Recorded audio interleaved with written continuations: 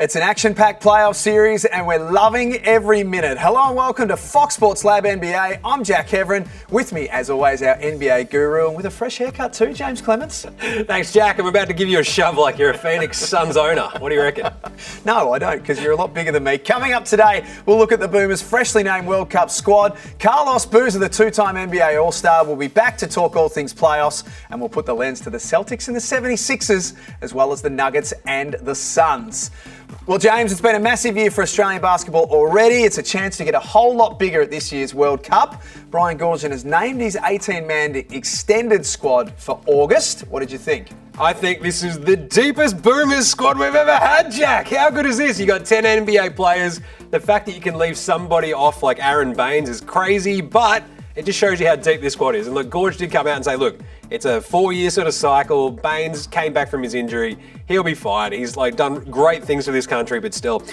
The thing about this is you've got so many guards, you've got so many NBA players. I'm absolutely on board. I'm stoked on this. The only big question is, do we have enough backup bigs? Do we have enough size on this team? We've got guards coming out the wazoo. That's probably my only question. What about Ben Simmons? I think that's the biggest question. The door has been left open by Brian Goorjian for Ben. What do you think? I think if he's 110% committed, you keep the door open. If he comes in with even a hint of individualism about this team, then you show him the door, because this is about good vibes. Yes. That's what the Boomers won the bronze in Tokyo with. Good vibes. Rose gold vibes. Yeah, rose gold vibes. We love those good vibes from Jinglin' Joe Ingles, from Paddy Thrills, Paddy Mills. And if Simmons comes in and upsets that apple cart in any way, shape or form, he can jump in his Ferrari and hit the road. Simple as that. This is a star-studded squad. We had the challenge put in front of us to name our starting fives. What say you? This is incredibly tough. I'll tell you that. I'll tell you. I'm going to start with the mopped-up Mamba. Josh Giddey, he's been tearing it up in the NBA this year. He is the absolute cornerstone, I think, to this Boomers squad. Put next to him Paddy Thrills, Paddy Mills for the shooting. I'm going to put Josh Green in there as well as a sort of swing man. He's been really good defensively and offensively this year for the Mavs. I'd probably go with Jinglin' Joe Ingles there and Jock Landale as my starting big. I like that. The only difference I had was Jack White starting. Just think he's a little bit more athletic and has played alongside Landale, but Joe Ingles to play starting minutes. Either way, it's a very, very good team. It's super deep. It's super awesome. Let's go get that gold. What do you reckon? I love it. Cannot wait for it in August, and we cannot wait to see who makes the final 12. The betting brand for sports fans. That's better. Chances are you're about to lose.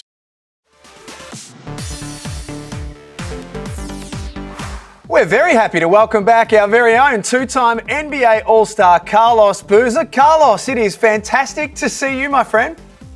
Great to see you guys, man. How you doing? We're good. Let's have a quick recap of the playoffs so far. Are the Lakers the team that have come good at the right time, in your opinion? Oh, they're playing great basketball. I mean, Anthony Davis has awoken. He's playing terrific as a paint dominant player, scoring points in the paint, getting to the free throw line, doing a great job defensively, blocking shots and rebounding at a really high clip as well. He's kind of giving LeBron, taking some pressure off LeBron to have to be the great player that he is every night. And that's kind of why they brought AD there when they traded their picks to bring him from New Orleans, was so that AD could be the number one option and it could easily fade Bron into being, a secondary guy, even though LeBron's still been fantastic in the playoffs as well. James, I think the Lakers have been the pleasant surprise so far in the playoffs. Unfortunately, you get the other end of the scale. Who's been the biggest disappointment? I want to say the Knicks in those first bunch of games in their series. That's been horrible. There's the Knicks, that inability to win on the road has probably been the biggest disappointment for me. I'm just this is one of the best road teams we saw this season. And they just went completely MIA at the worst possible time. And if I can throw a player out there as well, Jack. Go on. How about Jordan Poole? You go and get a 4-year, $120 million contract, and then suddenly you can't hit a shot when the team needs you. The reigning champs, they need you, Jordan. Where are you? What's happened? Biggest disappointment for me by far. I think that's pretty hard to argue with. Carlos, while we've got you, you live this experience, you've played playoffs, you understand what it takes. Do you have a memory of your own? What are some of your favourite playoff memories? Oh, my goodness. I've been in Jordan Poole's shoes before. I think that game one shot that he took, I think it may still be playing some mental games with him. That's why a lot of these guys are so talented physically. In my opinion, the game is so mental. It's between the ears. The more mental tough you are, the more you can achieve. And I remember my first playoff experience ever. We played the Houston Rockets. First two games are in Houston, so we're the lower seed. My first game was horrible. I was like 5 for, I don't know, 25 or something. I had a horrible game. And I had like 11 points. I feel like I let my team down, didn't play my best basketball, whatever. I had a couple conversations with Coach K, talked to Charles Barkley, talked to Karl Malone. Those are two of my mentors. And then they basically just said, look, man, you're going to have games like that. The defense is geared up to stop you. Just be aggressive. I came out the next game and I had 41. So I think a lot of it comes down to, look, your team is here. You guys obviously deserve to be in the playoffs. In Jordan Poole's case, okay, you missed game one, the game winner for game one, but your team needs you. You think about the last game, they lost by 3 points, and he scored 0. So if he would have gave them just a little bit, you think they would have won that game, and then we'd be looking at a 2-2 game instead of a 3-1 series right now. But that being said, I feel like the mental toughness that it takes to be a champion is something that's undervalued and under-talked about. Nice one. Well, in terms of like you've been to 2 conference finals in your career, like what actually sort of makes a successful playoff team? Like what's the makeup? Is it having those young guns, those superstars, the veterans? What's the mix, do you think?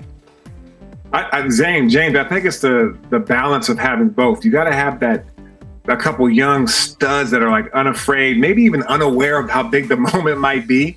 They're just great players. Like I met in Chicago, we had Derrick Rose, who was the youngest MVP ever in league history. He was so dynamic. It was almost like there was nothing he couldn't do. Mixed with veteran guys like myself and Joakim Noah, Luol Deng, and a few others. I felt like that was a great mix. And then obviously he got hurt years to come after that. And then when I was in Utah, we had a young stud in Darren Wing. I mean, we were all kind of young at that time. I mean, I think I was 25.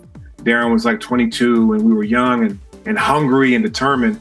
But I think in today's game, you got to have a good mixture of young talent that has the enthusiasm, the hunger that haven't been there yet, and mixed with some older guys that can kind of navigate through some of the highs and lows. Like Jordan Poole is in a perfect situation. He's a younger guy, supremely talented, playing with 4-time champions like Steph Curry and Klay Thompson and Draymond Green, and obviously Steve Kerr, who's been there as a player and a coach.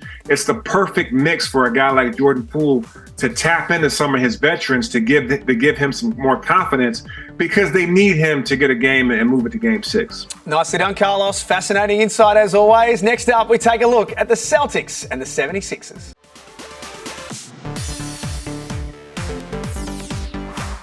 The 76ers are now just 1 win away from the Eastern Conference Finals. Carlos, are we seeing Joel Embiid start to fulfill his destiny now? He's playing so amazing. What a great season he had. Actually, the last 2 seasons were terrific in the regular season. Got the MVP this year, well-deserved, led the NBA in scoring the 2nd year in a row. Has his team primed to get to the Eastern Conference Final. I mean, I think he's been terrific this playoff run. That game 4 in Boston was just so dominant. Did a phenomenal job just playing lights out, blocking shots, scoring 33 points, I think it was, 7 rebounds, 4 blocks. Led that team to give his team a 3-2 lead going back to Philly. So huge game for him. I feel like he's one of the most dominant guys we have in today's game.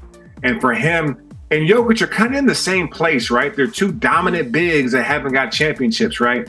And Embiid is trying to will his team to the NBA Finals. James, what do you think? I think the best part about this Philly team and this Boston Celtics series is how bad Boston have been playing the pick and roll defense against Embiid and Harden.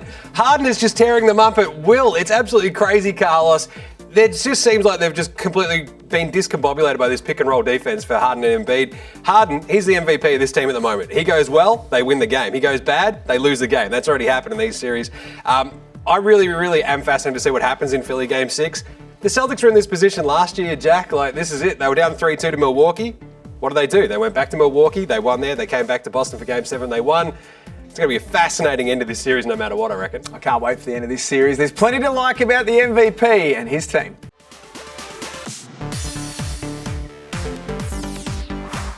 The Nuggets burst out of the blocks in Game 5 on the way to taking a 3-2 series lead over the Suns. James, have they got enough momentum to keep things going? Denver probably do, Jack. The problem for me is like the way that Phoenix have been playing. It's all Durant, it's all Booker. It does feel like that's pretty easy to stop. We saw it in Game 5. They went, right, if we can slow down the 2 dudes who are scoring 65 points a game on us, every game. If we just slow those guys down, we can probably win. The thing is, Phoenix are really good at home. I think they're 30-17 so far this season. I wouldn't be surprised if Phoenix go back to Arizona, win Game 6, and the Nuggets go, that's cute, gnarly, we're awesome in Colorado, smash them in Game 7. But I think Denver have probably the highest upside out of anybody left in these playoffs. Like, the offense is incredible, the defense can really key in on dudes, and like this duo of Phoenix, it's good. They miss CP3. I don't know if they have what it takes to actually win the series, though. Well, just on that, Carlos, Chris Paul hasn't played the last couple of games because of a groin. It's all on the line on Friday. Would you play him regardless of his fitness? I think it's up to CP3. You know, he's been in the league a very long time. He's dealt with injuries, it seems like almost every postseason, had some incredible teams. If he feels like he's able to play, maybe he's 65, maybe he's 75%, and he can tape up that hamstring or tape up that groin in enough way where he can still be out there to have that leadership, that court presence. I think I would see him out there. I mean, this is one of those games where it's win or go home. Like, this is a must win, obviously, for the Suns. And I'll add to James's point. Denver does have the most upside. They score at ease. They cut. Jokic is over averaging a triple-double. And then defensively, they have so many guys that they can throw at Booker, that they can throw at KD. I feel like Denver's offense is cutting, moving. You never know who's going to get the bucket. You got Brown off the bench scoring 20 points. You got Jamal Murray looking like his old self, shooting threes and dominating the pick-and-roll game with him and Jokic. And obviously the Joker's doing a great job of being a presence. On the other side of the ball, I feel like Phoenix is so much one-on-one. It's easy to load up. It's easy. They can switch Aaron Gordon on the one guy, Jeff Green on another guy. Like, they do a good job of having guys that are tall, athletic, guard those guys. So I think Denver has a huge upside, and I think Phoenix does need Chris Paul's presence. Well, that's us done and dusted for another week. It's been a fascinating look at the playoffs so far. Great to have you with us again, Carlos. We'll see you soon. And as always, Jaymz, thank you very, very much. Your hair looks very good this week as well. Remember to subscribe below and, of course, follow us on socials. Enjoy the playoffs action, and we'll see you next week.